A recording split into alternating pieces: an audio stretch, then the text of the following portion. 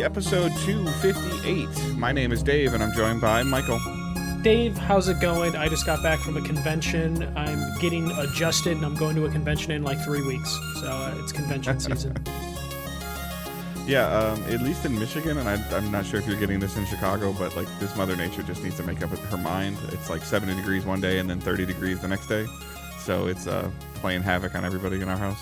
Oh, yeah, no, I'm waiting for a flood warning to hit in about a half hour, so I'll watch my backyard flood in a little bit. So good times.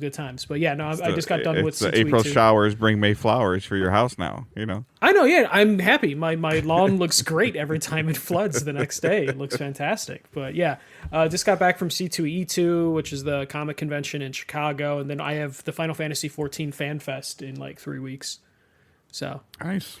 Getting hyped for all of that stuff. Even though I don't play Final Fantasy XIV really anymore, but still gonna go. Yeah, it's still cool to hang out with people you played the game with or see friends and everything like that too. That's always the socialization, I think, or the in-person stuff is always the cool part. Yeah, it's going to be in the where PSX was in the Anaheim convention, and there's going to be a keynote. So I'm going to get that dopamine hit of being at a keynote for a video game event and bring it back to the good old days. Yeah, for sure. All right, let's get down to business. So we are Digital Days Gaming. We are a bi-weekly podcast. So as we came back from our sabbatical, we switched to bi-weekly. So we are shooting to record about midweek every other week. So anywhere from every 12 to 14 days. And then we edit it and post it as soon as we can, whenever things are convenient for our schedules. So you can check us out on digitaldaysgaming.com. You can subscribe to us on podcast services, just like the one you're possibly listening to, or you can watch us on Twitch, twitch.tv/digitaldaysgaming, or youtube.com/digitaldaysgaming, where we stream the show simultaneously on both of those networks. You can subscribe on Twitch by linking your Amazon account and your Twitch account, and you'll get Prime Gaming, and you get a free subscription to a streamer of your choice. Or you can pay like $6 or $7 for a monthly sub through Twitch if you choose. You can subscribe on YouTube for free. It'll just notify you when we're live, and also YouTube has an RSS feed as well if you want just a audio only version of our show on YouTube with a still image. So we have a Discord and Facebook. Facebook is kind of every once in a while pulsing. Discord is definitely a little bit more active in terms of trying to group up for potentially playing games or just conversations when things come up. So be sure to check that out. Everything is linked in our show notes, and we are going to jump into our news for the week or weeks. Yeah. All right. We have a bit of news that is going on. Sorry, as I rearrange windows. We have a ton of stuff to cover. We're just in kind of a dark time in video games, I feel like, where most of the news is pretty depressing. This one, I guess, is good news. We're going to talk about maybe if it's good or bad news, but an analytics company, Alina Analytics, based in Europe, has estimated that Bungie's Marathon has sold over 1.2 million copies, with the majority of the players being on PC. According to the firm, 19% or 217,000 copies are on PlayStation, and then 11% or 100,000 copies are on Xbox. So that means over 800,000 copies players are on PC via Steam. The platform difference is attributed to the game not selling its mechanics enough during the Slam Test week, and they are basically comparing that Arc versus Arc Raiders, which saw a huge increase of pre-orders following their Slam Test. So it seems like maybe the Slam Test was held too close to the launch date, or it just wasn't long enough so players could get an idea around the mechanics of Marathon. So, Dave, initial thoughts on the player base for Marathon primarily being on PC? In my opinion, to be expected, as they have Bungie as a studio has seemed to really, like, when they went quote unquote like independent before Sony purchasing them, one of the biggest things they did was the free to play version of Destiny 2, things and introducing seasonal aspect stuff that people were used to on PC. and they were very adamant about the PC release of Destiny 2, even when they were still part of. It was on BattleNet, I believe. Actually, like when it first launched, it was on BattleNet. So there's been a very heavy shift at Bungie towards PC, which is frankly a little bit surprising, but not surprising, because that seems to be Bungie's direction they want to go. But then they negotiated a deal to be purchased by a console company. Or the console company came with the highest checkbook. I don't know which anymore. So that seems legitimate, and then also I guess other than Arc Raiders, and you might be able to answer this a little bit better than I can. I can't really think of a successful extraction shooter on console. I mean, a lot of the extraction shooters that are the main claim to fame one, I guess, is Escape from Tarkov, right? Yeah, and that's I think only PC. There's a console. It is only PC, and I think it's keyboard and mouse only too. But I'm not 100% for sure on that. Yeah. So like that was kind of the crowd that they were going after.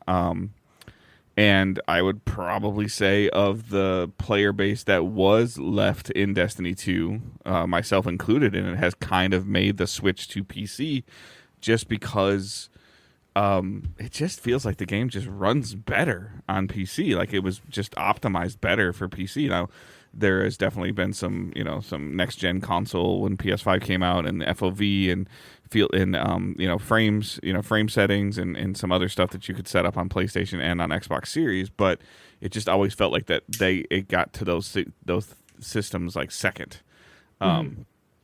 So I don't know in terms of what is. I can't even give you an objective or unobjective opinion on what's a good sales number for copies of a game lately anymore, because we've seen stuff sell what we heard was super well and a studio close. We've seen stuff not do well and the studio says it exceeded expectations. So like, I don't know what a legitimately good number is. I don't know what Bungie told themselves and what Bungie told PlayStation and what PlayStation or Sony told its shareholders. I don't know. I feel like this is okay, because if it wasn't okay, Sony would be having to make some statements about it. Does that make sense? Yeah, no, you would hope they would say like, hey, things are going well or something. Yeah. But there hasn't been anything, or like a defense. Yeah, the fact that there's no offensive, like there's no pounding of their chest of like, look at what we did, and there's also no, hey, look what oh God, look what we did. There's not either. So I think it's in the middle. It's fine. And for a newer, and I'm going to use this in air quotes, a newer acquired PlayStation studio, I think okay or fine is better than what it's been. Something got out the door. Housemarque is the only acquired studio.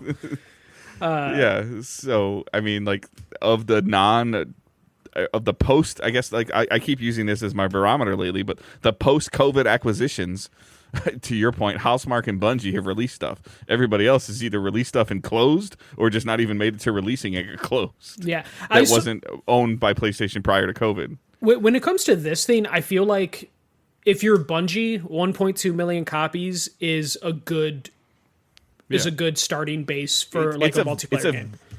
It's a very niche PvP only game. It's very niche. The way that they're handling marathon content in compared to how they're handling Destiny 2 content, when I feel like if they threw anything at Destiny 2, they would get a higher player count than they are getting a marathon. Mm-hmm. But that's just my opinion, only because the franchise has been around for 10 years, 12, like 11 years now or something. But yeah, I would say, though, 1.2 million is a good number for Bungie, but I feel like if you're a PlayStation, or not PlayStation, a Sony shareholder, you're probably looking at this of just like, 1.2 million, and then if you look at like the breakdown of consoles of just like, well, this didn't sell us more consoles.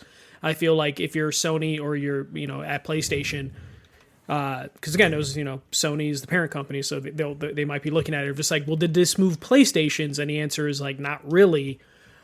You would have to be like a little bit concerned of like, was this, like I think the number was, it's like, hey, it made over like $50 million. It's just like, well, the company costs like $2 billion, so it's a long way to recoup those costs. So I imagine if you're PlayStation And Sony, you're not super thrilled with these numbers, especially with it being skewed more heavily PC. And as far as I know, I don't think there's any PSN things attached to it, so you're not even getting like player accounts to your platform.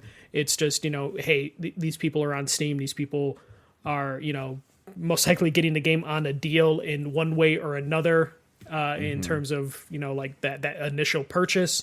I don't think the game's riddled with microtransactions, so it's kind of like a good number for a studio, but like kind of a bad or worrying number for like a console manufacturer who's just trying to like make whatever money they can.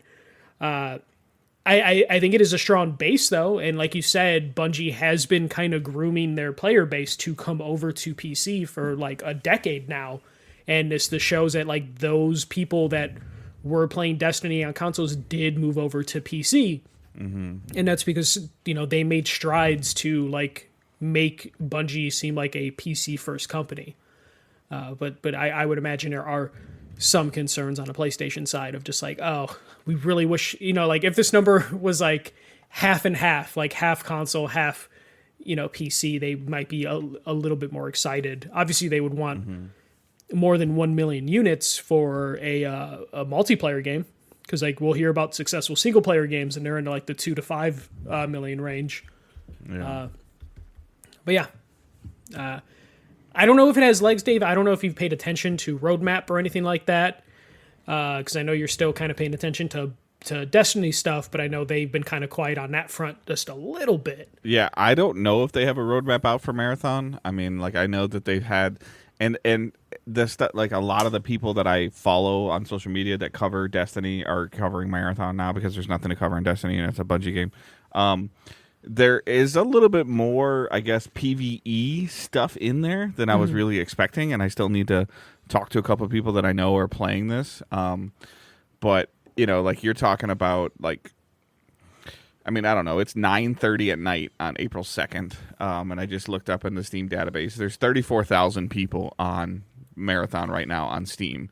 That's their 24-hour peak, and then their all-time peak is 88K. Which isn't like super strong, but right. But looking at their sales numbers, that's not a terrible. Yeah. So in comparison, there's 120,000 people playing Arc Raiders with 145,000 peak on Steam and a 481 all-time peak. I'm not as much concerned about the all-time peak as I am about like I guess kind of a day in and day out kind of thing. Yeah. That's double, triple. To circle all the way back, Destiny has 8,700 players right now with a 9,000 24-hour peak and then a 316,000 all-time peak three and a half years ago. So, like, like that's more, like now you're talking about 2 Bungie games having less than 50,000 people playing on Steam. Like, this is not what Sony wants. This is not what Bungie wants. This doesn't, and I would assume based on the data that Michael just expressed is that those numbers are smaller on console than what I just said. Yeah, you would imagine based, how things work out. I would just imagine, because also part of the reason PlayStation acquired Bungie is like, hey, you're going to help us fix our live service games. And then Bungie basically went in there and was like, this isn't going to work, this is going to work, this is going to work. And they closed a bunch of those to where, like, is that return on investment? Did it come in clutch? Did it save them money by killing stuff early? Not saying Bungie was solely responsible for killing stuff early, but they had a say in what did and didn't work. You would just imagine at like Bungie. If you're at Bungie, you're head of Bungie. I don't even know who's ahead. Is the same guy still in charge of Bungie, or did he get like ousted? Yeah, Pete Parsons, as far as I know. Yeah. Okay. Yeah, I would just imagine you probably are looking at Destiny 3 a little bit sooner than you were wanting to, just because like there's nothing else. Like if Bungie goes to PlayStation or like, hey, we want to do a new IP, I would imagine PlayStation's like, the fuck you are, get busted, get working on Destiny. Just because full reference, just because I was referencing it earlier, Escape from Tarkov. Like, I thought this was very popular, but this might have been an early access before. I don't know enough about this game, but 7,300 players right now, 17,000 24-hour peak, less than 50,000 all-time peak, and that was 5 months ago. So maybe Tarkov is not the measuring barometer that I thought it was, or Arc Raiders is just kicking everybody's ass right now. Arc Raiders is just kind of killing everybody. Like Arc Raiders is like the first time extraction shooters felt like it could go mainstream. Like Tarkov was a very dedicated player base, very consistent player base, but it was never gigantic just because that game was pretty dense to get into. It's been getting a lot of publicity the last month or so because it's turned 10 years old franchise as well as the Tom Clancy's The Division franchise. It's been getting a bunch of pub and it's doing some cool stuff and it's trying to build up hype for Division 3 that's actively in development and they've said it's in development. But it's kind of showing me like there's things that as I'm paying more attention to Marathon and I'm paying a little bit more attention to potentially to Arc Raiders and stuff, like there's a part of me that's like the Division team was like ahead of its time by like 7 years with like the Dark Zone, when they created that Dark Zone mode, and it was a slice of the game that a lot of people are like, that's crap, and then it, and people really don't go in there now from what I've seen at all, but it was this thing of like where it was kind of in there. It was like, oh yeah, of course we have PvP, but our PvP is different. I just feel like Massive might have been ahead of the curve for a little while, but now the curve's caught them. Yeah, no, and I imagine that's what's taking so long for the next Division game is because they're just like, can we return to that and own that area, or are we gonna have to innovate again in a different way? Mm-hmm. And we'll see what Ubisoft ends up doing.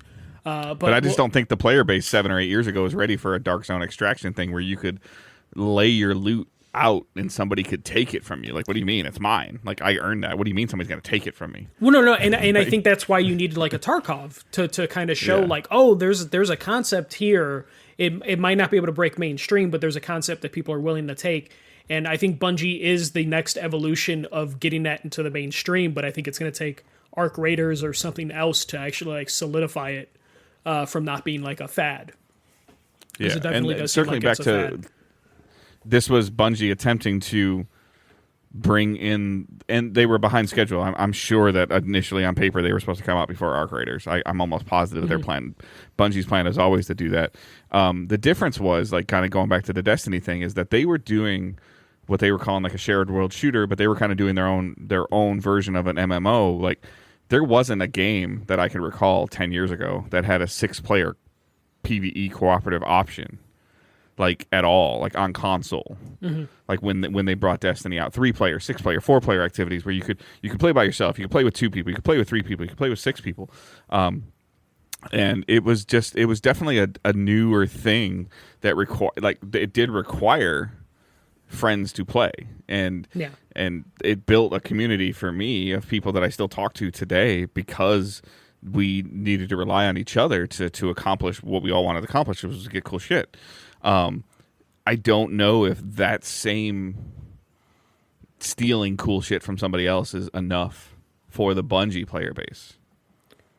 But potentially not, and that's why I feel like in a grand scheme of things, Marathon is just going to be kind of like a footnote in Bungie's history. I think they were probably hoping that maybe like people would be fascinated enough with the world of Marathon for them to maybe return to it in like a different way in the future, instead of just like, hey, we're just making an extraction game. I don't know if Marathon quite hit like that, especially after all the like stolen art and stuff like that kind of took the wind out of its sails. I mean, it was going to come out like 6 months earlier than it ended up coming out. So I imagine like Bungie's in a spot where it's just like, okay, so we don't have Halo, we have Destiny, it's a big thing. Let's bring back Marathon because it's a thing that we own already, and Marathon's just kind of going to be this thing where it'd be a cool thing for the studio to have something to experiment with. And if Marathon kind of just turns into like a little platform that they like do different modes in, they definitely could try doing something like that while they're working on Destiny. Especially like, I don't know about how you feel about like Marathon, but like Bungie to me is a gigantic studio. Destiny 1 and 2 are these like vast games with a ton of content. Marathon feels like it's a side project with the amount of content that's in it. It's where I'm just like, I feel like they should be a 2 full game studio. 2 or 3. Yeah. 3. Potentially. It just seems like Marathon could be a cool little side project for Bungie. And hopefully they can continue to like reiterate on it and work on it, but also work on something bigger, whether it's in the Marathon universe or they go back to Destiny and do something. Because I don't see them grabbing the PlayStation IP or anything. Yeah, I think it's to the point where the fan base, like the majority of the Destiny fan base, is they could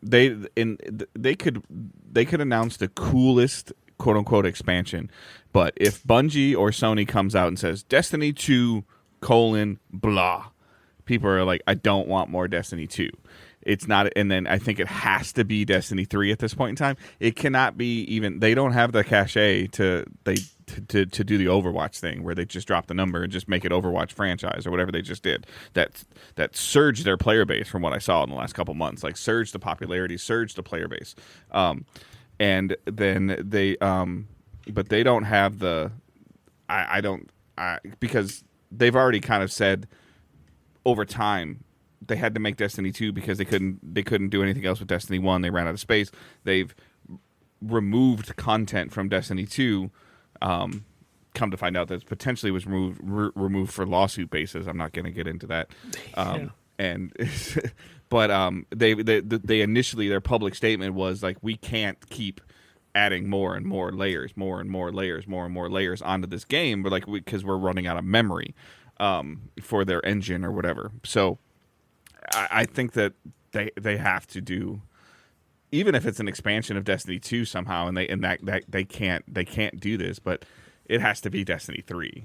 Like it has to be like if they announce like, hey, we're doing just Destiny as a franchise here, so 10 years worth of content plus new content. Me as someone who hasn't played since like the first weekend of Destiny 2, I'm like, I'm out. There's too much shit. That I'm going to feel obligated to catch up. But if they're like, hey, here's Destiny 3, I'm going to look at that as like a clean slate of like, hey, I remember enjoying the gameplay of Destiny, some of the story stuff in Destiny 2. I'm ready to jump back in to a new thing, but anything that has like the legacy or baggage of the previous games, I would opt out because it's just too much content. There's a reason why there's a new Call of Duty every 2 years. You know, they tried the platform. I don't know how they're going to do it because they've kind of committed to like 18 months of content already for D2, verbally, publicly, like put it on a board and said this is what we're doing. But you can easily just say like at the end of that 18 months, Destiny 3 launches. So like, but there's no way they're going to be able to get a Destiny 3 ready in 18 months. Like, but I would imagine like I don't think they can afford downtime. So as much as I don't think they can, do it in 18 months. The only way the right way to do it is to shut down for 3 years or 4 years. Yeah, that would be the only way to do it. But I don't think financially they can afford to do that. They can't, not without somebody giving them a huge check. Yeah, and PlayStation already gave them that check and is going to want them to start producing. And so now I'm even like, they couldn't do this. They couldn't keep up with the player demand for Destiny 2 when they weren't making Marathon. Yeah. So, and that's what baffling to me because Marathon, but we don't know how on fire Marathon really was. We'll get a book eventually about like how on fire this game was when like all this stuff started to like go to hell for them. But I would imagine like after the 18 months, we might get like, hey, the next 6 months of this roadmap is saying goodbye to Destiny 2 and then leading to a launch. And it's like, okay, 24 months, that could be a new game. But it is going to be having to reset expectations because you're going to have Destiny 2 players that are going to be like, that's all you're launching with?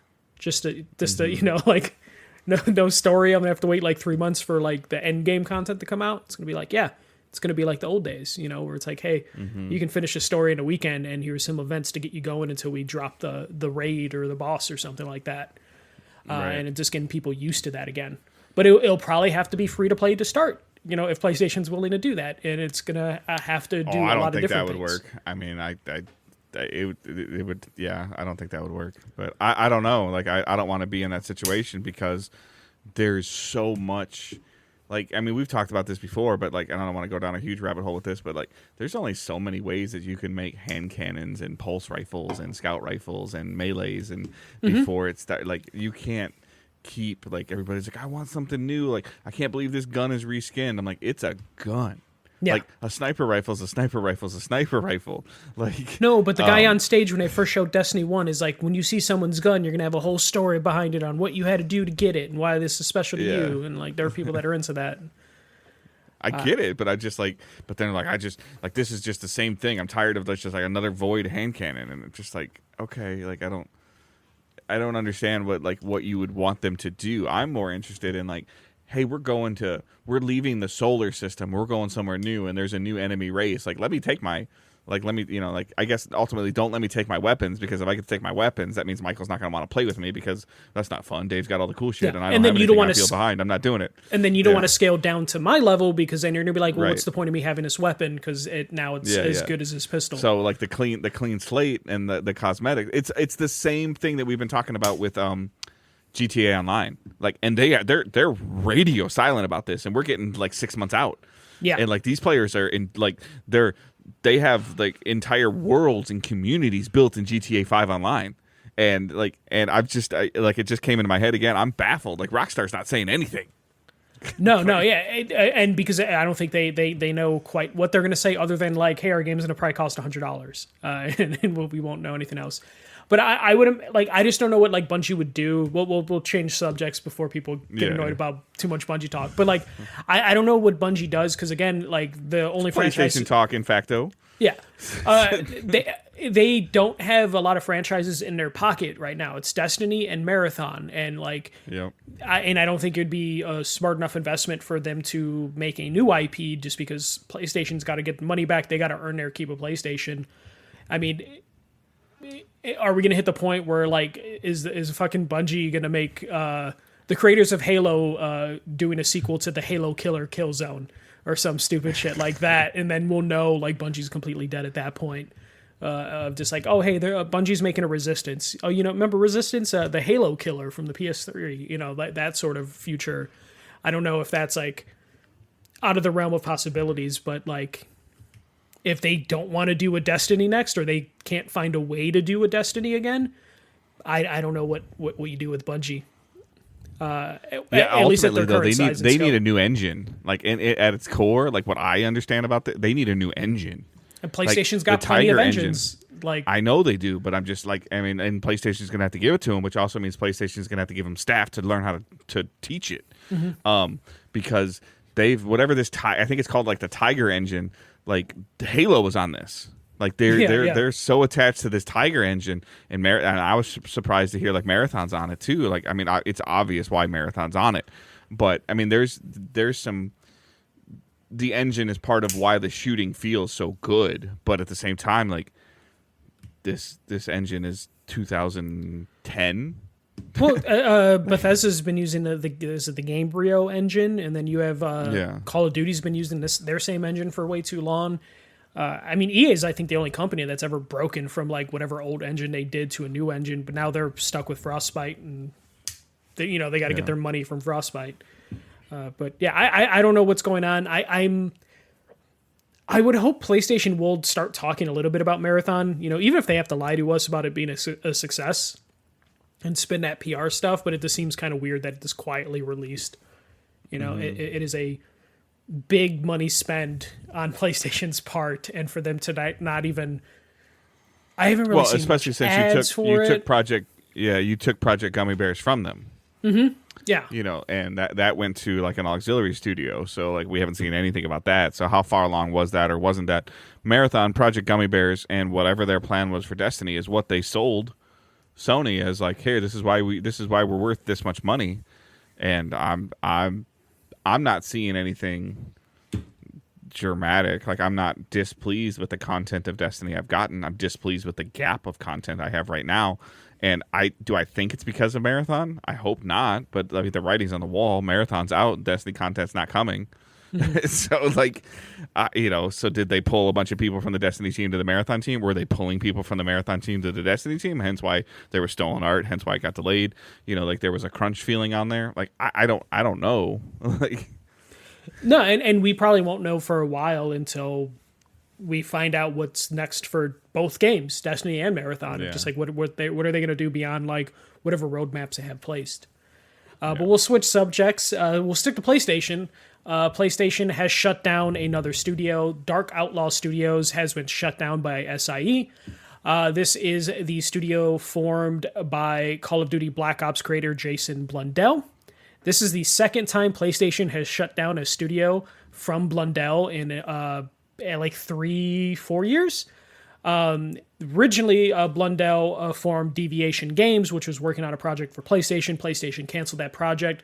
closed the studio. Blundell then took 50 people to make a new studio, got a contract with PlayStation, and then a year later, PlayStation has essentially shut down the studio, and the 50 employees have been let go.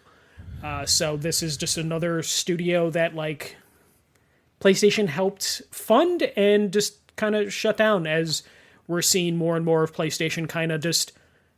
I feel like they're fixing the mistakes made by the spending spree of the previous administration over at PlayStation. But it is kind of wild. This is a Jim Ryan, Herman Hulse handshake thing, and now Herman Hulse has to clean it up. And I think when it is cleaned up, Herman Hulse is going to get let go. I think he's only around to clean up his mess. They want him to be the bad guy. I agree. I don't want to be the one to call this out, but I'm sorry. I don't know who you are, but shame on you, Jason Blundell. Like for you, you went to bed with him twice. Yeah. No, at like, a certain I'm sorry. point. Like it's like you went back to the ex-girlfriend again and got mad that you got burned. Like I don't know if he's mad. I'm assuming he's mad. Like anybody that's their projects are just like wiped off the face of the earth is probably mad. But you let Sony do this to you twice. It'll be different this time. We promise. Oh, okay. Yeah, can you make a new studio with even less people than you had before? Yeah, sure, I could do that. And then it's just like, oh, we can't do it. And PlayStation's just like, all right, let's close it down. I don't even know what this team would have been capable of doing, because it's like 50 people, and it seems too small for the type of stuff PlayStation likes to do. Did we know what they were trying to do at Deviation? Weren't they trying to make a shared world shooter again or something? Yeah, I thought, or they were. Yeah. They were trying to make. So I would assume this would probably be similar. Yeah. But like right now, like more and more and more, and we haven't heard anything about this, and maybe we'll hear about it in June. But like, if I'm Haven and my hoodie that I put on to go to work says Fair Games on it, I'm sweating bullets every day. No, 100%. Especially like Fair Games was being pitched as like a play, create, share experience, and then what we saw was like a third-person, first-person shooter.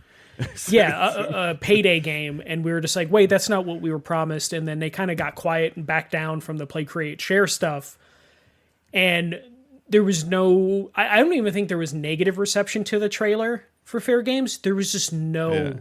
Reaction. Nobody knew what it was. Yeah, people were like, I think it was just kind of like, huh? Like, okay, cool. I think I want to know more.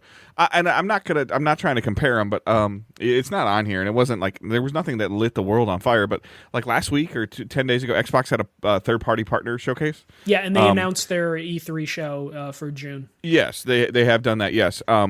But I kudos to Xbox for this partner experience. There was some interesting stuff. Super Meat Boy was on there. There's a bunch of stuff on there. Mm-hmm. But they would show a game, and then they would, like they didn't have like a person talking about it, which I still, we could go down that rabbit hole. But then they would show like one or two things, and then they would do a visual screen of imaging of like kind of recapping what you just saw over like the last 3 or 4 games.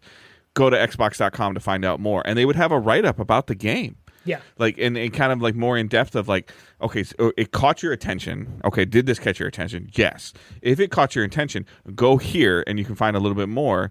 And then we can see if it still holds your attention. They showed Fair Games. They showed a logo. They showed what I thought was some pretty interesting stuff that was like, oh, tell me more. And then they just don't tell you more. So, yeah, there might have been a PlayStation blog write-up, but they don't point you to the PlayStation blog like ever. Yeah.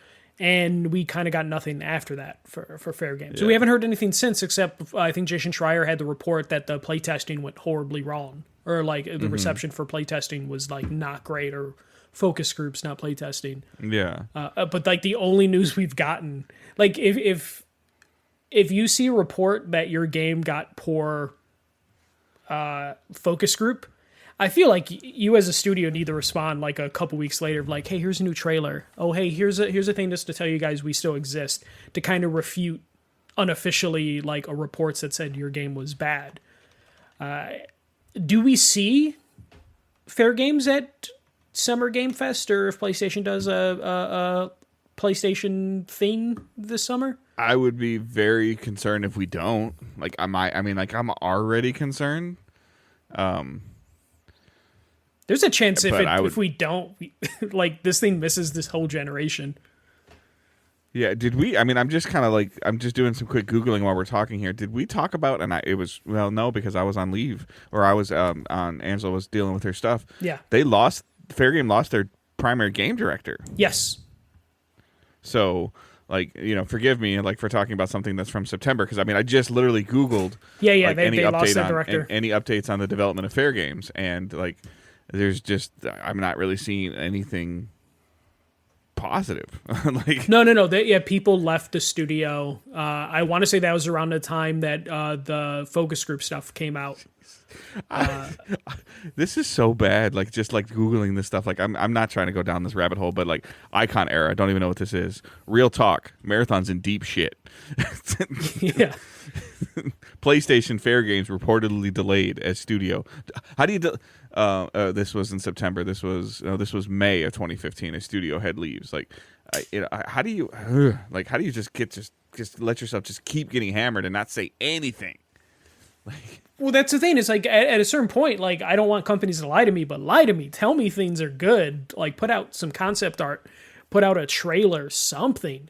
But instead, they kind of just let the news got out that this game was bad. Now there's a perception. People are going to go into it of like, oh, here's a game that like they don't even believe in. And what are you going to do? Like, you can't announce like, hey, we're going to do a Fair Game state of play, because people aren't going to want to tune into it, or they're not going to tune into it optimistically or with like an open mind. They're going to tune into it ready to shit on this game. Yeah, I think the only way that they could potentially save this is going to be like, okay, look, they're going to have to like come out on stage and be like, hey, 6 months or 2 years ago, we announced Fair Games, and after long development and play testing, we realized that we needed to go in a different direction. So the Fair Games is dead. The work that we did on it, it's not lost, but we are now pivoting our direction, and we have Unfair Games, or something. I don't even know.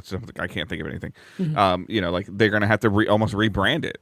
I think I would almost be. I wouldn't be surprised if he just rebranded, just in general. Yeah. Yep. And kind of just like be like, this is our game, this is what it is, and ultimately, like, this is our game, this is what it is, and it's coming in 5 months. Like you have to, like, when you say the new thing, and it's coming in 6 months, and you get a beta, you get a closed beta in 2 months, and you get an open beta in 4 months, and then we launch. Like, I don't know. That would be the only way, I think. I think you would have to go bigger, and you'd have to go Apex Legends route, where you kind of shadow drop it to where before Apex Legends came out, not every major streamer, but a majority of the major streamers weren't streaming for like 3 fucking days. And it turns out is because EA flew them all out to their studio and then had them play the game, demo the game, make content for the game there. And then when it shadow dropped, they were partnered with those same streamers to just fucking hit the game day one with as many people playing. Like, they're going to have to play. Where's my guy? Where's my guy? He hasn't been playing for 4 days. Where's my guy? Oh, he goes live at noon, and all of them are playing the same thing. Yeah. All of them. Yeah. But that required a huge financial outburst from EA. They got it back. Like, I think that, like, you can say that Apex dominated the gaming industry for 6 or 9 months. Yeah, I would say so. Yeah. Yeah. And they utterly dominated it for like 4 to 6 weeks, like, where everybody's like, what is this? Everybody's playing, everybody's checking it out. Like, and so the money they spent was well worth it. I'm not confident in the current Sony leadership that they can do the same thing. They would have to really believe. If they weren't willing to do that for Marathon, it's very unlikely that they would do that for Fair Games. But I'm just saying, if you want Fair Games to have any fucking chance, like, you kind of have to go out. I feel like Fair Games, even if it like reviewed well and people are like, this is a really good game, I feel like it would still have a lot to go against it, because you did kind of build up a player base at PlayStation. I'm one of them who loves their single player games and then looks at any of the multiplayer games with a little bit of hesitation, to where like you need to go full out, because I don't even think your diehard PlayStation fans, diehard PlayStation fans didn't come out for Concord, like, right. But when you pull back, we've been talking about this for years. You pull back and look at Sony from a distance. Wolverine, Spider-Man, Ratchet, Uncharted, Last of Us, third person, over the shoulder shooter, or shooter-ish, mechanic-ish. Like Horizons, and action based. Yeah. Almost all of it is the same. It's, yes, there is quality game, there's quality content, but you're going to go from web slinging through New York to bloodying up whatever the city of for Wolverine's going to be, and exploring, going across the country with Joel. I'm just going to El Dorado, with as in Uncharted, but like it's going to El Dorado and navigating the puzzles in Uncharted that much different than web slinging through New York and navigating puzzles and beating up thugs. Like, yes, but no. Well, it's a thing that like we gave Ubisoft shit for kind of having the same format for all of their games, but they were really bad at masking those same mechanics, and PlayStation was really good at masking the mechanics. Yeah. And giving you interesting stories and characters to work around those mechanics to where you didn't really care that they were all third-person action-adventure games, Horizon, Spider-Man, Uncharted, like all that stuff. Just kind of felt the same. Ghost also does that. Like these games do have different mechanics, but like overall, all fantastic games, by the way. Great games, worth every hour you play into them, every minute, every week, all that stuff. Awesome games, but I think that the stagnation is just getting to some people, and I hope Wolverine's not the one that takes the bullet. I hope Interstellar's not the one that takes the bullet, but somebody's going to have to take the bullet. And now it's probably Fair Games. But the thing is, Fair Games is going to take the bullet because it's a multiplayer game. And I think that's where it's not going to have the chance, where it's going to be like, hey, it's a multiplayer game, so people are... If anything, Fair Games is going to make the next third-person action-adventure single-player game get that much more hype, because people are going to be like, well, at least it's not one of them live service fucking games. Sorry. Saros. Same thing. Hey, I pre-ordered Saros today. Cash App is doing a thing where you get 50% off a PlayStation Network purchase. So I pre-ordered Saros. Just if you have Cash App, go look at your promotions. Okay. But yeah, no, that's current state of PlayStation. We'll talk about PlayStation in a little bit. Next story. Epic Games does layoffs, admits report that Disney is thinking of acquiring the company. So last week, Fortnite had a bunch of changes, how they're going to do currency. They shut down several game modes, and then they announced over 1,000 employees would be laid off. It was poorly done. You never want to see these layoffs. A lot of stories came out of just like how poorly done the layoffs were. Like, you never want to see layoffs, but like you don't want to see the way like Epic Games handled the layoffs. A lot of people were confused about that because, like Fortnite is still one of the biggest games, but it does seem like maybe Fortnite got a little too big in terms of what it was trying to do with, what platform it had become. But around the same time these layoffs happen, reports started to come out that Disney has been debating internally amongst the executives on whether they should acquire Epic Games. So it sounds like the new person in charge of Disney, I forget what his name is, but he replaced Bob Iger, is really into games and would love to get Disney back into the swing of games, and Disney only knows how to go gigantic.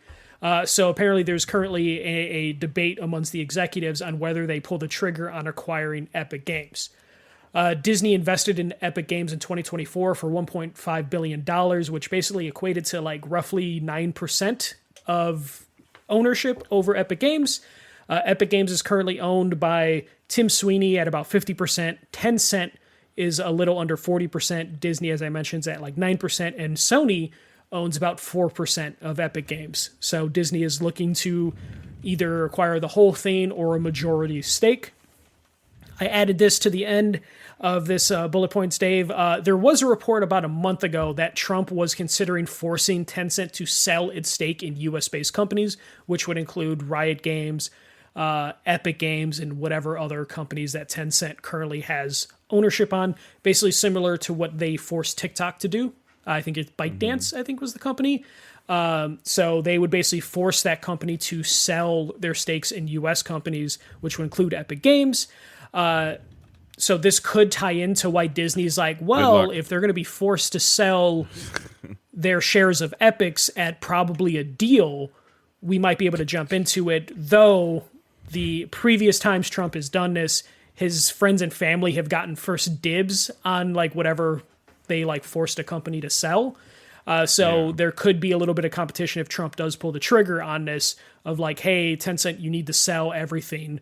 And I want my friends, the Ellison family, to buy it, or son-in-law to buy it. So there could be a lot of things going on. A big thing with this, though, is Tim Sweeney doesn't really seem like he would want to sell, but that doesn't mean he wouldn't be against the other half of the company he doesn't own to be acquired by Disney, whether that's a majority share, since he only owns 50%. Maybe they can get a little bit from him and get him down to where he's not just a partner, but we'll see. Tim Sweeney seems to kind of have an ego and wants to be Gabe Newell, so we'll see if he'd be willing to like drop lower than 50%. But Dave, a lot of stuff thrown at you right there. Yeah, I mean, again, I was doing some Googling while you were doing it because I was just curious because I love these numbers. Everybody knows that. As of April of 2022, their projected was that Epic Games was worth $32 billion. Mm-hmm. It's got to be more than that now. It's got to be probably 50, 55 billion, if I had to guess. You always have to overestimate, too, when you're talking about acquisitions. So, the company's worth 30. It seems like Sweeney owns 40%. Yeah, he might have been diluted since 40%. Is that what you were saying? He's last I looked, he was at like 50%. Okay, so he might have bought some stuff back. Okay. Yeah, and Tencent is a little under 40. They're like hovering around 40, which is why the number is over 100% of the numbers I said, because his number isn't very clear because he's a private citizen. Technically Epic is private, but yeah. I mean, like, yes, this is something that Disney can do. I mean, like, I think when years ago, everybody was like, Disney can't buy Marvel. They're like, yeah, watch me, hold my beer. Yeah. And they bought Star Wars right after that. Yeah, so I mean, it's potentially possible. It's part of that consolidation of the gaming industry that we've been talking, the media industry that I'm just looking at now, and like we thought maybe this was years ago when we started seeing this begin. We thought maybe this was like, hey, this is how we're going to keep our games, and like it turns out like that was wrong. I think it actually was. We kept the games. I think we've just been really close to a crash, and we just aren't aware of how close that crash has been. So like, and I don't. Is this good for business? Is this good for gaming? Like, I don't know. So like, I'm kind of at a weird loss here. Like, this is also like going on with like the way that the it's front of mind because of how much I pay attention to sports, but like NFL Network has folded into ESPN. Like, if you worked for NFL Media, you now work for ESPN. NFL owns 10%, I believe, of ESPN now, or a little bit less than that. And I just don't know how I feel about these big conglomerates like the NFL, like owning percentages of TV networks. Yeah. Like, so then you're talking about Disney having, a significant percentage of like the Disney Plus is huge, and they own Hulu. Like they're like, Hulu's folding it's kind of this year, I believe. Too, it's all getting shoved into Disney Plus. Yeah. So it's like, and cool. Like for me, as a viewer, like to only like to have less apps. Like yes, please. At this point, thank you. But then like, there's now the ESPN NFL stuff is being shoved together, where the other day I was like trying to sign into my ESPN app, and it's like, you have ESPN Unlimited as part of your DirecTV pack. I'm like, huh? Like what's going on? Like, I just want to watch my show. Like, and so now it's like, are we gonna have to, like, and I'm gonna be like speaking in big broad strokes, but if Owen wants to play Fortnite, is he gonna have to open up Disney Plus? I mean, that's probably what Disney would want. Especially like Disney, it does feel too late to hop on the Fortnite train in terms of like, let's acquire them. They're not at the biggest they ever were. They're worth more money than they were before, just because it's been so long. But in terms of just like, damn, Fortnite seems like it's on the downswing. Still produces billions of dollars, but it's just like, Disney's probably looking at this of like, we could do like a theme park edition of adding Fortnite, and it's like, maybe that'll bring some people into the park. Maybe, but Epic's also in bed with a ton of other companies. Like their Lego Fortnite thing or whatever is huge, and like if I'm Lego, I'm like going to Epic and be like, what the hell? Like, you're not going to like they make toys too. Like, we make toys. Like, what are we doing? But it would be one of those scenes where like you go to Lego, who already partners with Disney on a lot of things, of just like, hey, we could do a little bit more synergy now, like what if your Lego content has Disney characters in it in Fortnite? There's scenes where it could benefit everyone. And I imagine, if you're Tim Sweeney, you're like, I'm holding on to my 50%. Tencent might want to sell anyways because they're scared of government regulations. Maybe they would prefer Disney to be their partner than anyone else. So, if we were gonna wake up tomorrow morning, roll out of bed, take your shower, grab your phone, and you would see Disney buys Epic, what would the dollar figure be tomorrow morning? So, is this as a whole or just the half that Tim Sweeney does? Yeah, okay. Two numbers then. One, to buy Sweeney out completely, where Disney owns 100% of Epic. They buy Sweeney out, they buy everybody else out. And then the second one would be they buy everybody but Sweeney out. So what's the first number? Because tell me if I'm crazy, but are we talking about $100 billion to buy them out outright? No, I don't think it would be that high. You said 80? They were worth 32 in 2022. In 2022, I would say their numbers are down just enough that I think you could probably get them for 45 to 50. Maybe to buy Tim Sweeney, you have to pay him a little bit more. But remember what comes with Epic, though. It comes with Epic. Yeah, it comes with maybe. And then, like you said, the cost of buying everybody out. I imagine you're talking about everyone but Tim Sweeney will take slightly above market value. It's just a matter of how much do you have to pay Tim Sweeney to let go of his heart. I don't know. That's a high. If you told me 60, I could see that. Because Microsoft bought Activision for what, $77 billion? Yeah. So I'm not saying that, but that was 3 years ago now or something like that. So I'm not saying Epic's bigger than Activision Blizzard. Yeah. But they're close, right? So in 2023, Unreal Engine made $275 million. Okay. So that's nothing. That's nothing to sneeze at. But that is also guaranteed. That's $300 million revenue, right? Yeah. Just from an engine. Yeah. From doing nothing. Yeah, just doing nothing. $250 million. I don't know. The $100 billion doesn't sound as crazy as when you first heard me say it, right? I'm looking up their evaluation just to see. So no, but there's damage control, there's inflation, there's you want all of it? Okay, you want all of it. That comes at a premium. I'm starting to layer some additional things on there. So after PlayStation's investment, which is pretty much the number that you saw. Based on how much PlayStation had to pay to become a 4% stakeholder, their 31.5 to 32 billion evaluation. When you acquire, you're usually paying a third or double. So I would see them at 60, maybe 70. Okay. Then to buy out Sweeney though. No, I would say that I think that's the 10 billion difference. It's 60 billion to buy it at a reasonable cost if they're paying everyone evenly. And then you throw another 10 billion just to be Sweeney. So is it? So then you're saying it's roughly 30 to 35 billion just to buy everybody out but Sweeney? Yeah. If he's at 50%, if he's less than 50%, then that number can change. But if he actually owns 50% of the company, then I feel like there's a premium you have to give him. Because he just seems like he's got an ego. Yeah, there's definitely going to be a shut up and leave fee. Yeah, and he might beg Disney to be keep me. And Disney might be willing to keep him, and then maybe he'll give him a deal if they give him a contract that's we can't fire you, sort of thing. But it would be crazy that a game that launched and was fucking roasted for being a shitty tower defense game. Yeah. 10 years later, they're bringing that out, by the way, for free finally. Yeah. 10 Save to 15 the World is coming this month. Yeah, which I would be interested because I remember playing Fortnite, OG Fortnite at an E3 and being this is okay. And then it turned into a whole thing.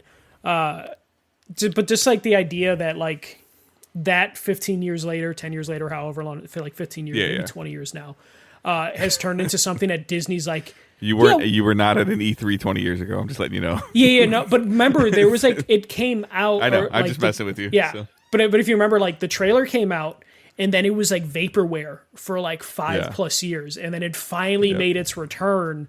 And it's like, oh, hey, we finally are releasing this game because we just got to get it out. And then it bombed. And then PUBG took off. And then there was a whole controversy with like, oh, they stole PUBG's formula, which is on the Unreal Engine. And then here we are. It's just kind of crazy. But like, it seems too late to be like investing this sort of money into Fortnite, but I can totally see Disney's perspective of like, hey, it's a video game. They're an accomplished studio with multiple studios under them of like, hey, the next Cars game could be made by the Rocket League team. Let's see what this can do.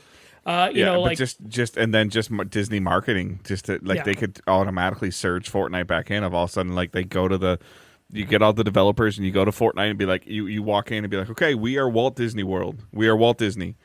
What do you want in your game? And they might say that we want to do X, Y, Z. I don't know what they would say, but you know, like, and they would be like, okay, you know, like, oh, we want to have I don't know, I'll say something stupid. We want to have a 7-on-7 of the Seven Dwarfs. Okay, sure, go ahead. Oh no, or you go to Harmonix, who's owned now by Epic Games, and we're like, hey, we need some music games for our Disney soundtracks. And it's like, oh shit, okay, we could do that. Hey, Rocket League, we want you to do something with one of our many IPs. Hey, Epic, we just need Fortnite. We build Disney World. Put the Mater skin in Rocket League. See what happens. Yeah. Build Disney World in Fortnite and make it only accessible to annual pass holders for the parks, you know, and people will eat that shit up. And then if you're Disney and you're always looking to expand parks, especially since like Epic Universe and like Universal has been doing so much work, make Backpack Boy a mascot in Disney World. He'll probably do it. He's probably already a mascot under one of those costumes somewhere. But I'm sure they're looking at some of this stuff and they're just like, hey, we can easily fucking patch together a Fortnite expansion, as ugly as that may sound. Walt Disney's rolling around in his like jar that his head is kept in.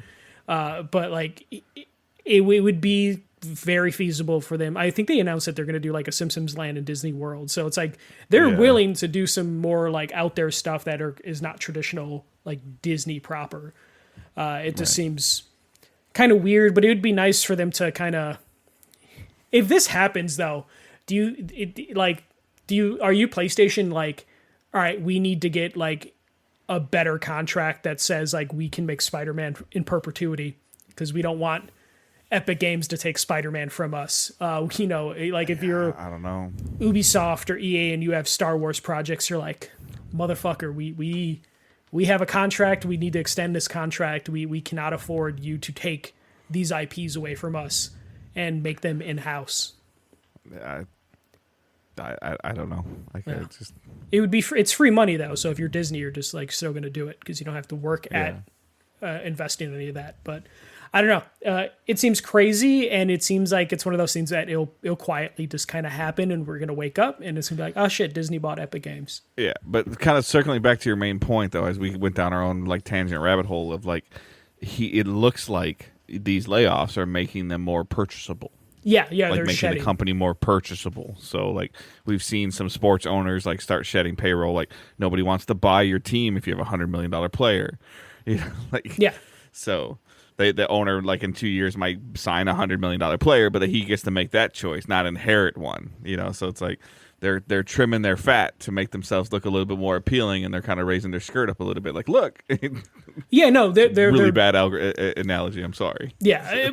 But like it makes sense for them, as horrible as it is, to do those layoffs to cut some of the modes that aren't really playing, and then hopefully push them into, you know, the traditional Fortnite modes just so they can pump those numbers up a little bit. And it seems like Epic has kind of started to hit that point too, where they're like, what the fuck can we do to Fortnite to keep the momentum and to keep this going? And they're starting to hit that wall. And then if you can inject Disney's IP into everything, like that could be what you need to keep things going. And Disney, for the most part, is kind of hands-off with some of their investments. Like, they seem to put the right people in charge, so it probably wouldn't be the worst thing. They're letting Marvel be Marvel, from what we're hearing, you know. Both in movies, film, and video games, you know. Like, the only thing they fucked up on was Star Wars, but even then, they get some Star Wars stuff right from time to time.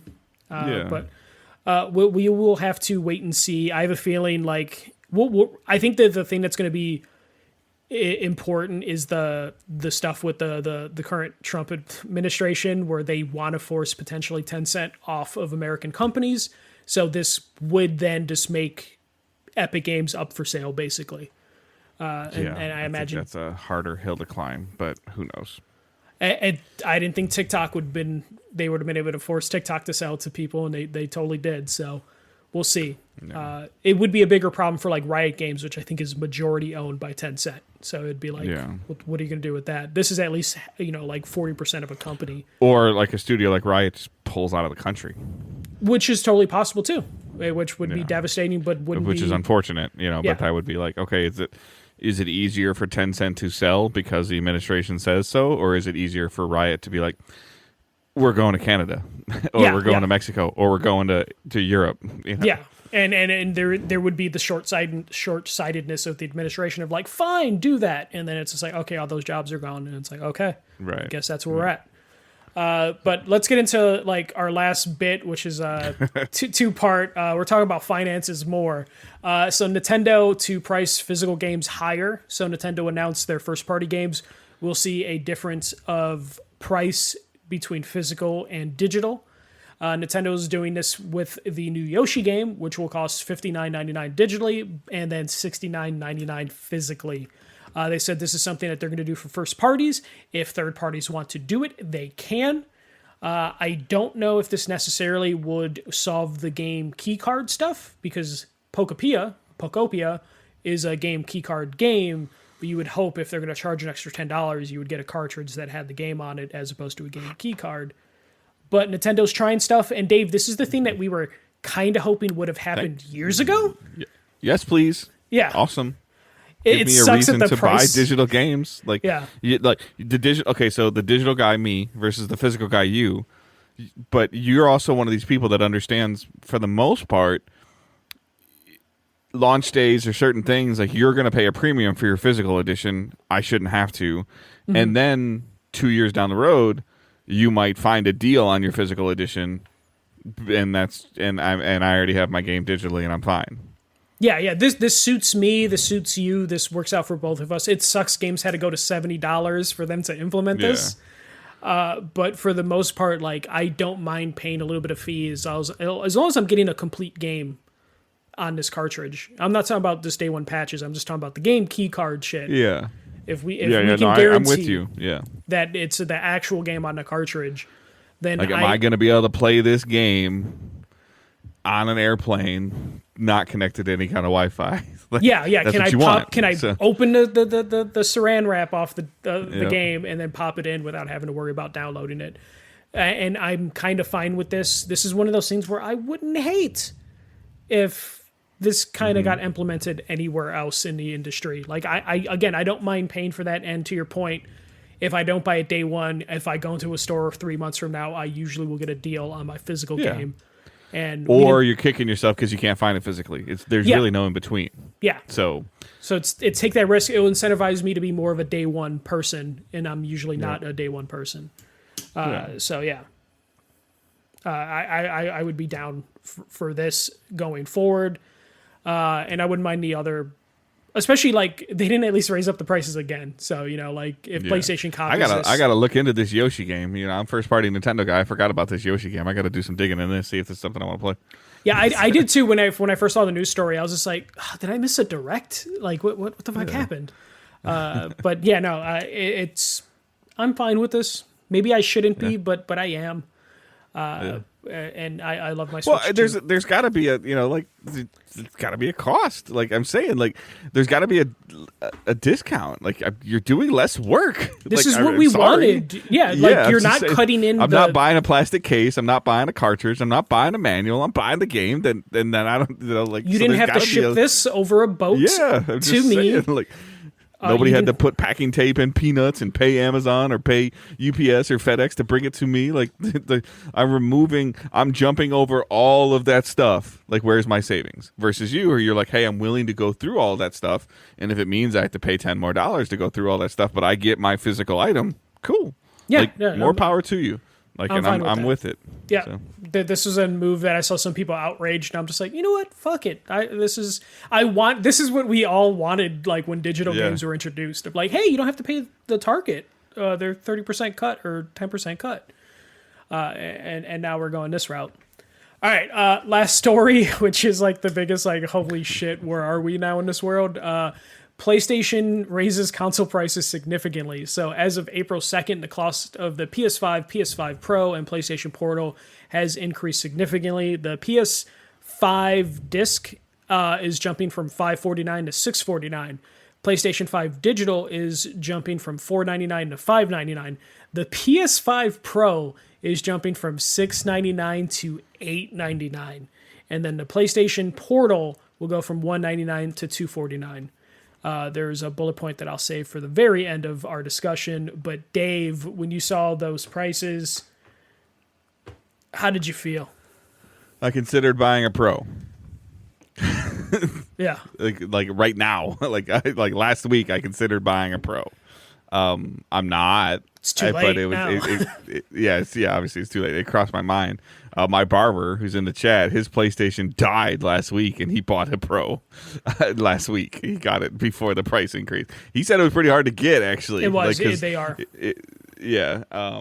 And then, like, I just looked again really quick. Like, I don't remember what they originally cost. The disc drive's $80. It is. It's always been $80 though. Yeah. Okay, so at that point, your safest bet is just to buy the regular PS5 disc drive, because you'll be saving like $30.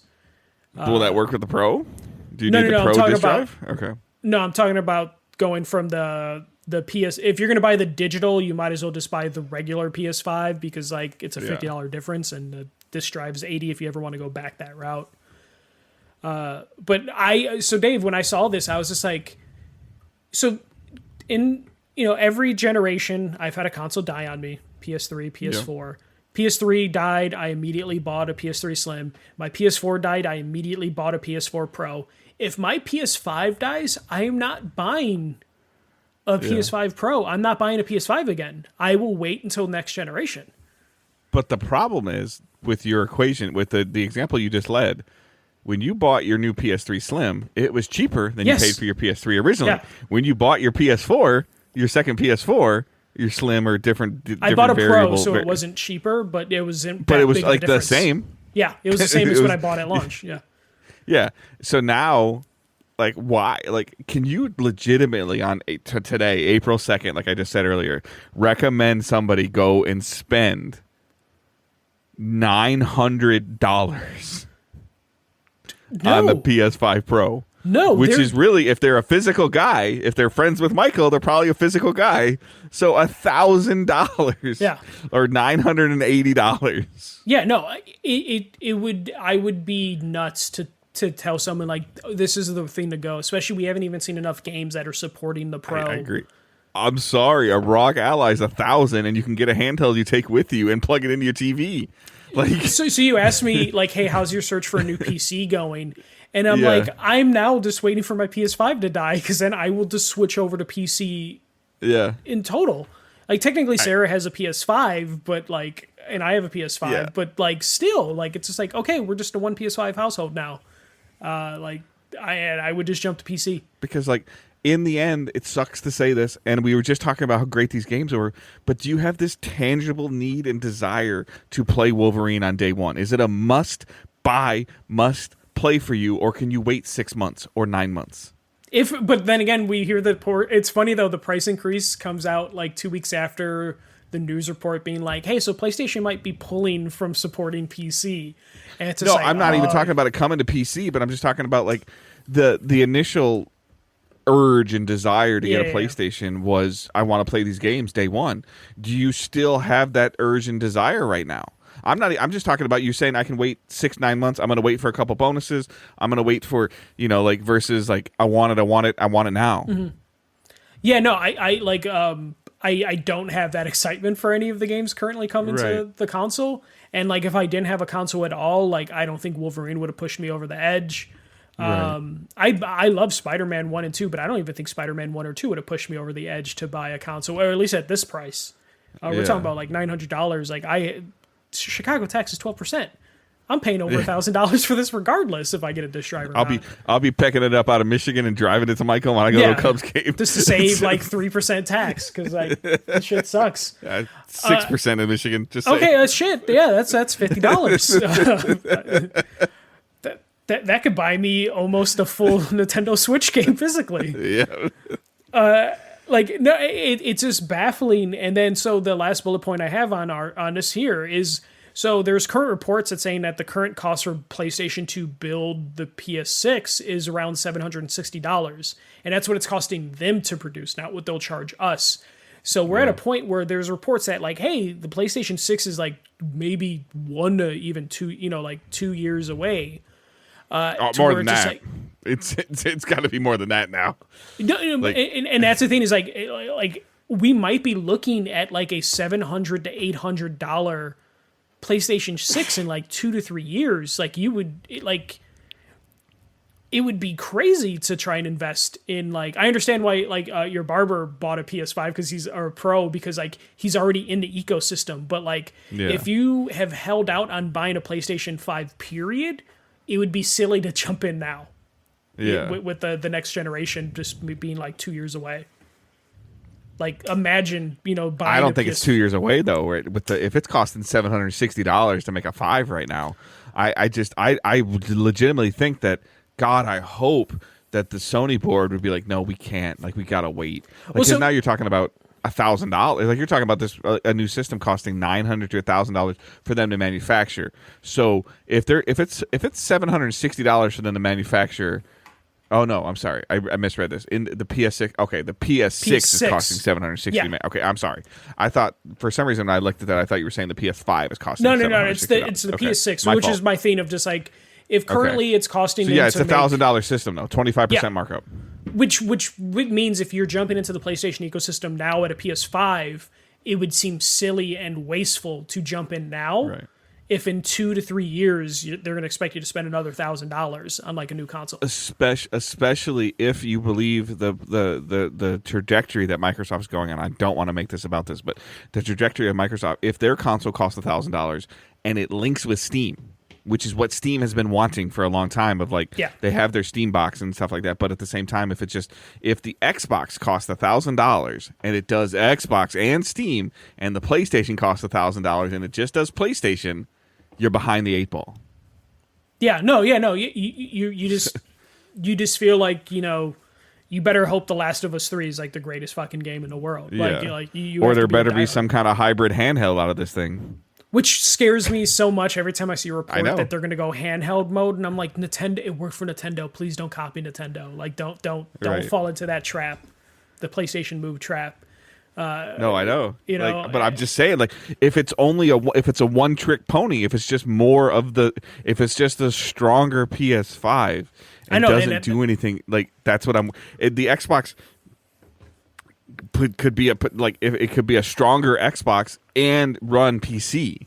Yeah. Like I don't know. Like I'm not trying to sound like an Xbot or anything like that, but it's just kind of like I don't know, man. Like it's just so weird. You can't hold on to your bootstraps and your laurels of like, oh, we're PlayStation, we just do our thing in our own bubble. Like, yeah, you can, but you can't charge.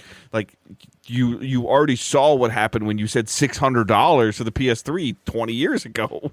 Yeah, and it's one of those things where it's just like, honestly, if I'm my PlayStation, the reports are saying like, hey, 2 years away from the new system, I'm like, we have to admit that like a good chunk of the price increases is currently multiple factors, including how like the U.S. government is handling a bunch of different things on top of like the AI surge, to where like realistically, if your PlayStation, your Xbox, Nintendo doesn't matter, your PlayStation, your Xbox, you have to be like, okay, we need to do two things. We need to wait out the AI bubble, and then 2, we need to wait out the current administration in the United States and see what's going to happen after them. To see if it's going to continue to go in this direction or not. So 2030 for a console. Yeah. Like, the smart business move would be like... PS6 in 2030. Yeah. Let's see how many people we can milk to spend $900 on a PS5 Pro for as long as we can. I can't wait for Black Friday sales this year when it's just like, hey, this is on sale. It's $529 for the PS5 basic, and then the Pro is like $850 or something. I'm with you though right now. Like if I go upstairs right now and I turn my PlayStation 5 on and it goes poof, and like smoke comes out of it, I'm like, okay. I'm just gonna well, whatever was on there. I own the library. I know what I have on there. I'll keep an eye on it. I'll eventually get one. I'll figure it out. I'll wait till Black Friday. I'll wait till, something happens, or I don't even know. Or at this point in time, at these prices, I don't always agree with this. I'll check on Facebook Marketplace. Can I get it secondhand for $400, $500, and get another couple years out of it? Like, I don't know. I'm not saying but I'm not gonna be like, a year and a half ago, if it did that, I'd be like, okay, it's like we got to go buy another. Yeah, no, it would be no hesitation. It'd just like, hey, either I'll order one right now or let's go. I would text her and I'd be like, hey, the PlayStation 5 just did this. She'd be like, damn it, and then she'd be like on Amazon, like, okay, I got it, it's coming, it'll be here next week. Like it would just suck, but it would be one of those things where like, okay, we got to do it now. There'd be a lot more thought. I mean, like, we haven't really been talking about what we were playing, and I've got a little bit of a side scrolling kick. On my YouTube algorithm, I came across a game called Void Right on a PlayStation platform, like a PlayStation's YouTube channel. I was like, oh, this is an interesting trailer. I looked at it. Oh, coming out. Cool. And I typed it into, it was $20 or $25 on PlayStation. And I didn't know that it had already been out on PC and something else for like a year at Switch. It was $6 on Steam. It's $25 on PlayStation. It's $6 on Steam. Guess where I bought it? Yeah, you bought it Steam. Play it on your ROG. And the thing is with like there's so much more content on PC that you can wait for these sales because there's just so much more stuff that you can grab that you don't mind waiting a game out for their wishlist system. I don't know how PlayStation's wishlist system works. I've tried it a little bit, but Steam's is like they have this marketing thing cornered. I wake up in the morning and I've got a Steam notification. Such and such games on your wishlist is on sale. Damn it. Well, the thing is, PlayStation has one, but the problem is like the sale. You'll have the same static sale for like weeks. Yeah. And Steam, it's like every day there's just like new sales popping up to where if you have your wish list like curated and have a bunch of things at any given point, you can turn on and your wish list has like half the things on sale. It's really great. I do miss playing on PC. I just hate sitting on my desk, to play my games. I'll tell you what, man. For what you like, I'm just like I think that for like you and I were just talking about before we recorded, what you're using your PC for, you could get an Xbox ROG Ally that would feel comfortable in your hands, feel like a controller. You could dock that thing next to you and plug it into your monitors and do the same thing you're doing right now. Yeah, no, and it's super appealing, which is why I'm at the point where I'm looking at, a gaming PC and I'm looking at maybe how I can like rig my office to where I could play it on the couch. Because at this point, like if I'm going to spend $1,000 on a PS5 Pro, I'm going to just get a PC and I'm going to get like a good one. It's a weird world, man. It's when I saw those prices, I thought it was an error, or I was looking at the euro. But then when I went to the PlayStation site and it said $8.99 US, and I was just like, they are fucking crazy. And I understand there's a lot of things out of their control. AI is eating up a lot of the memory, both RAM and storage. You have a war over oil. You have government regimes falling apart. Shit is crazy right now. It's really hard. Temper tantrums. Yeah. There's a bunch of shit that's causing these prices to increase.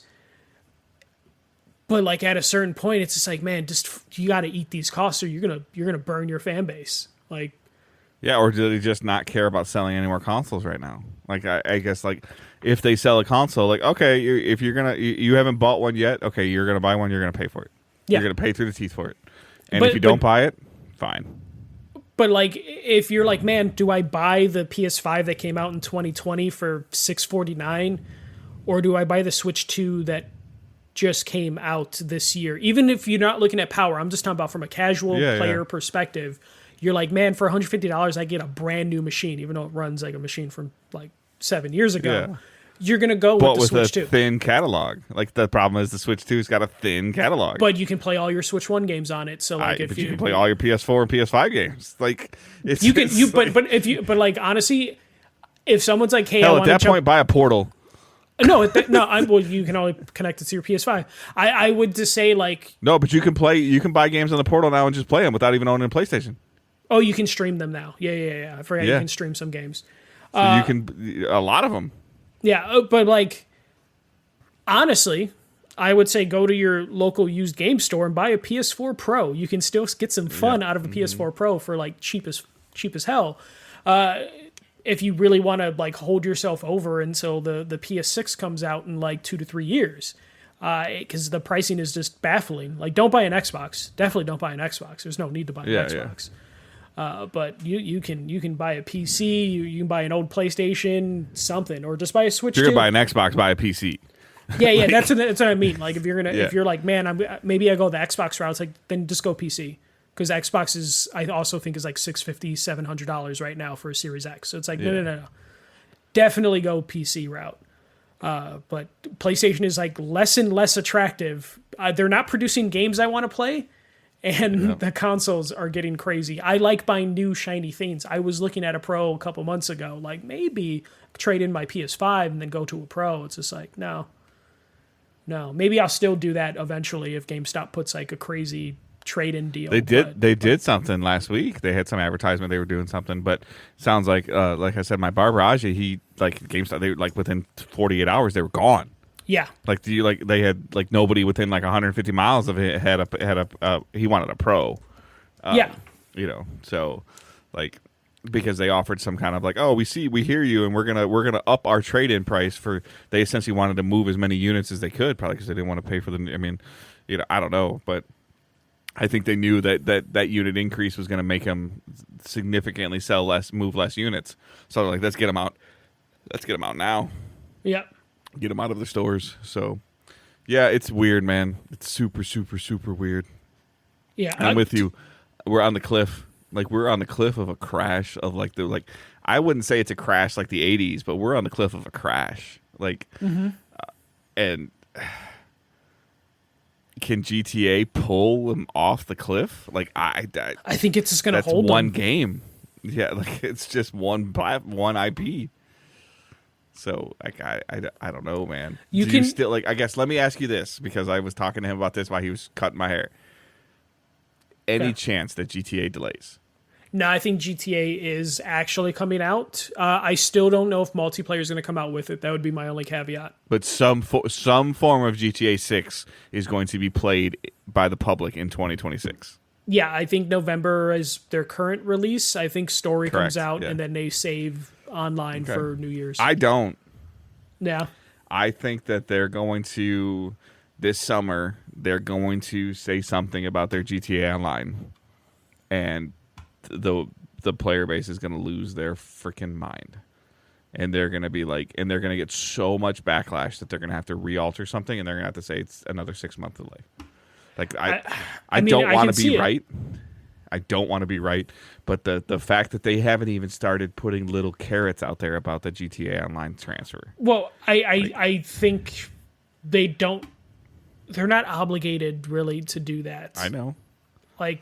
They're big I'm enough. with you. Them not saying anything like, oh, you don't have to worry about GTA 6 online because it ain't coming for a year or 6 months or 4 months. Like, we'll talk about that after you have enjoyed GTA 6 story and involved yourself in that 100-hour story or whatever it's going to be. Like, and we'll address that after the holidays, and they'll ride that cloud of like, oh, like you remember finding that UFO? Like, I don't know. Like, I'm not a GTA guy, but and then they'll start kicking. But I don't know, man. Like, there's just like that's a huge ecosystem. Yeah. So I just looked it up. Like to your point though, like somebody like me, let's say that I have not played a minute of GTA 5, not 1 minute. And there's GTA 6, like game of the decade or something. I don't know. Like I'm probably at this point in time going to be like I'm gonna buy it. Like same. And so then you want to roll out GTA Online on GTA 6. Cool. I enjoyed GTA. I played the story. I had a great time with it. It's awesome. It's fun. Big sandbox game. Enjoying it. I want to check out the online stuff. And you're going to bring that entire user base into GTA 6 with all their stuff? and they can just whip my ass, and they Yes. can have all this cool looking stuff and these cool garages, like your Destiny 2 to Destiny 3 conversation we're having. I'm not doing that. Why? Like, oh, Dave's having fun, and I go and see Michael's garage, and he's got 700 cars. Like, and I'm like, oh, I'm having a hard time getting 2 cars. Like, I mean, yeah. Like, I do think that they are going to just try and get that out as soon as they possibly can. I think the online is going to be one of those things where they're going to have to think like pretty hard on what they're going to do. Dave, just to sidetrack just a little bit. So you can trade in your used PlayStation consoles to PlayStation Direct now, apparently. yeah. And you can trade in your PS5 for $260 towards a trade-in for a Pro. So get it for what it was. Yeah. And then GameStop is offering $315 in store credits for your PS5. I think it's so weird that PlayStation Direct is actually taking trade-in credit. So the thing that I'm actually the most fascinated by too, I've started looking into this because I keep seeing the I haven't picked it up, but the Xbox ROG Ally, like a little bit more stronger, better ergonomics for your hands and stuff. And I was like, okay, Best Buy has a trade-in program, and I have it like they're only offering me like $150 for my ROG Ally, and I'm like, god damn. Yeah, Like, no, it could be rough. I'm like, if you're gonna give me $150, I'm just gonna keep it and buy something else. Like, so Dave, you can trade in, if you have a Vita, you can trade that into PlayStation for $67. I don't have a Vita anymore. Oh, okay. You can trade in your VR headset that you never use. Angela's supposed to use that. She bought that. You have both, right? You have the... I had the VR1 and the VR2. Yeah. Yeah, okay, yeah. Dave. The VR1 was my idea. The VR2 was hers. I gotta 100% her. I gotta mess with the VR2 again one day. I don't know. I gotta buy one. If I ever find it super cheap, I might grab it. I think I got it with the Horizon thing. I haven't played that. I heard that's great. I'm almost worried about like the certificate like expiring. I don't even know if I put the code in. You might want to go check that. I think they usually have like an expiration. But yeah, no, Dave, that is all I have for news for this episode. But yeah, crazy stuff, Dave. Yeah, it's just industry's in a weird place. The world's in a weird place. Yeah. Well, I don't really like to pay that much attention to the world, so that's why I just say the industry. Not pay that. I can't not pay attention. Yeah, you can live in that depressive state. I'm gonna live in my ESPN bubble. Okay, baseball season's back, Dave. Yep, I'm good. Hey, you can hear Jason Benetti now. You just have to watch Sunday Night Baseball. I have been enjoying seeing the umpires getting called out by the ABS machine. Oh yeah, ABS is great. Yeah, it's so great. There was a player that did it back-to-back times. If you get it right, you get unlimited challenges. If you're wrong, you only get 2. Yeah, no, it's fucking great. I love it. I almost I both want to get rid of umpires because of it, but also I love the entertainment of the umpires being wrong.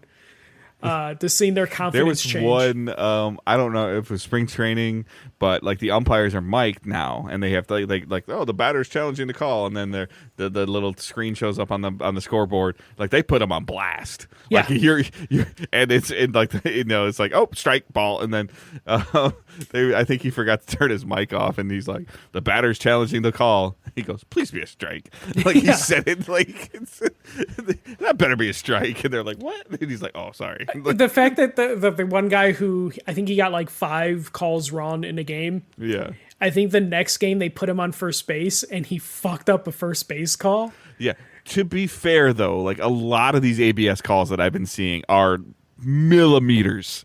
Like I'm not except that one guy. That one guy was way off. Yeah. Like, I did see that millimeter inches. one. Yeah, I've seen some inches, but the majority of them are like the ball is like clipping the purple box. Like and I'm like, "Oh, okay." Like I'm like I could see that. Like that's a 50-50 call. Like it's like, so but some of them are bad. Like I'll agree with you. So, it's been a new level of entertainment. It slows the game down, which is funny because they did all the rules to speed the game up.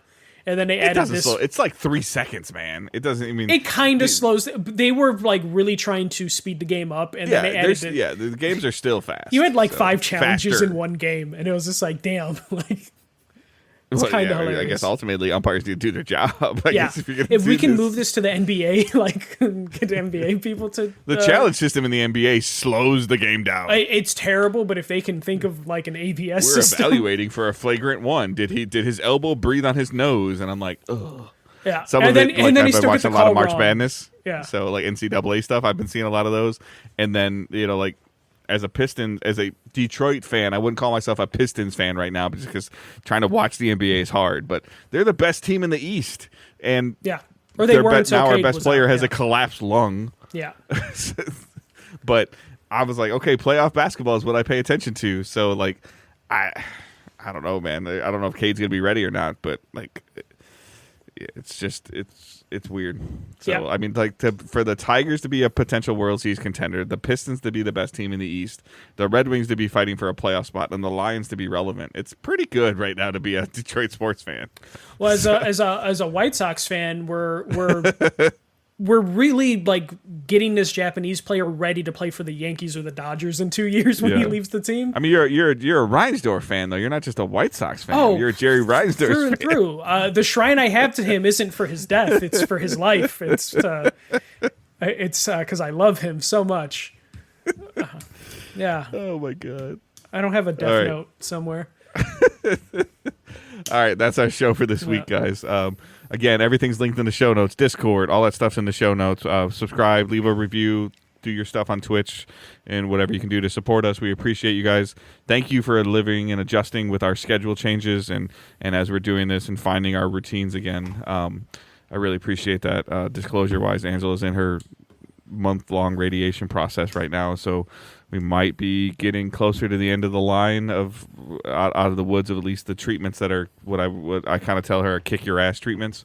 So we appreciate everyone. That's tons of you guys have reached out to me or to her directly, so we appreciate that. She's doing well, so as well as she can be. So, but we're on this every other week thing. So let us know. Send us some questions. Hashtag #AskDigitalDays. Post them in the Discord. We can conversate and have some fun. So I hope you all get out there and have a great couple weeks. Keep moving forward. Don't be a dick. See ya.